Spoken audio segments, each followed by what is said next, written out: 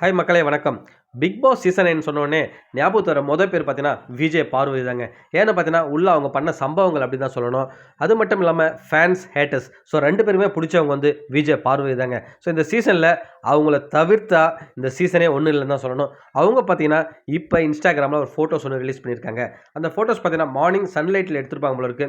ஒரு நல்ல க்ளோவா இருக்கு ஃபேஸ் பார்க்கும்போது. அதுல வந்து ஒரு சில வாசகங்கள் வந்து அதுல பொறிக்கப்பட்டிருந்தது. அது என்னன்னு பார்த்தீங்கன்னா, peace first, power and intellect always இதான் போட்டிருக்காங்க. இதுக்கு என்ன மீனிங் பார்த்தீங்கன்னா, அமைதி முதலில், சக்தியும் அறிவும் எப்போதும் பலம்ன்ற மாதிரி இல்லை துணை ஏதோ போட்டிருக்காங்க. உண்மையாகவே வந்து அவங்க ஃபேன்ஸுக்கு வந்து இது ஒரு கொண்டாட்டமாக தான் இருக்கும். ஏன்னு பார்த்தீங்கன்னா எல்லாருமே கேட்டுட்டு இருந்தாங்க. 2, 3 நாளாக பார்த்தீங்கன்னா நம்ம கமருதீன் வந்து கொடைக்கானல் போயிட்டு அங்கேருந்து ஃபோட்டோஸ் கிளிப்பிங்ஸ்லாம் போட்டுட்ருக்காரு. பார்வதி அங்கே தான் இருக்காங்க, அவர் கூட தான் இருக்காங்கன்ற மாதிரி நிறைய பொருளி கிளம்பிச்சு.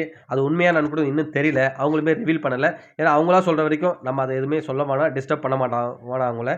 அவங்க மாட்டு அவங்க இருக்கட்டும். இப்போ அவங்க அந்த மாதிரி ஃபோட்டோஸ் போட்டதால் நிறைய பேர் வந்து ரொம்ப சந்தோஷமாக இருக்காங்க அவங்க ஃபேன்ஸு. ஆக்டிவ் ஆகிட்டாங்க விஜய் பார்வதின்னு சொல்லிட்டு. இப்போ இன்னொரு விஷயம் பார்த்தீங்கன்னா, நம்ம கமருதீன் வந்து விஜய் டிவியில் ஸ்டார்ட் மியூசிக் ப்ரோக்ராம் போயிருக்காரு இல்லையா? ஏற்கனவே நம்ம சொல்லியிருந்தோம் அவர் வச்சு செய்ய போகிறாங்கன்ட்டு. எதுவும் பிரியங்கா சொல்லவே தேவையில்ல. இன்றைக்கி ஒரு ப்ரோமோ ரிலீஸ் ஆயிருக்கு. அதில் பார்த்தீங்கன்னா ரெட் கார்டை பற்றி அப்படி பேசி வச்சுருக்காங்க. ஏன்னா அஜித் நடித்த ரெட் படத்தை வந்து கண்டுபிடிச்சிடாரு நம்ம கமருதீன். அதுக்கு வந்து பார்த்தீங்கன்னா நம்ம கமருதீனை வந்து ரெட் கார்டு காமிச்சோடனே கமருதீன் வந்து ரெட்டை காமிச்சிட்டாருன்ற மாதிரி சொல்லுவாங்க. உண்மையாகவே அது வந்து ரொம்ப வந்து கஷ்டமாக தான் அமைஞ்சிருக்கும் அவருக்கு. ஏன்னா வந்து அந்த தருணத்தை வந்து மறக்கணும்னு நினைக்கிறாரு.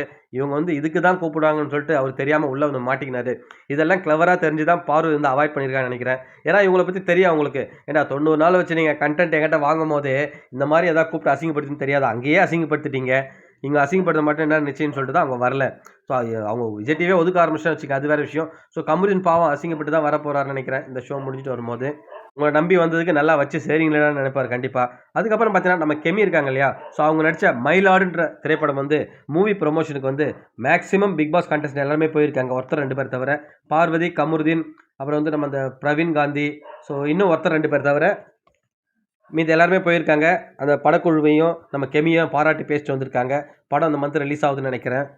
இந்த படம் பார்த்தீங்கன்னா பிக் பாஸ் போகிறதுக்கு முன்னாடி கெமி நடித்த படம் நினைக்கிறேன். அதான் இப்போ ரிலீஸ் ஆகுது. ஓகே மக்களே, மீண்டும் அடுத்த வீடியோவில் உங்களை சந்திக்கிறேன். நன்றி.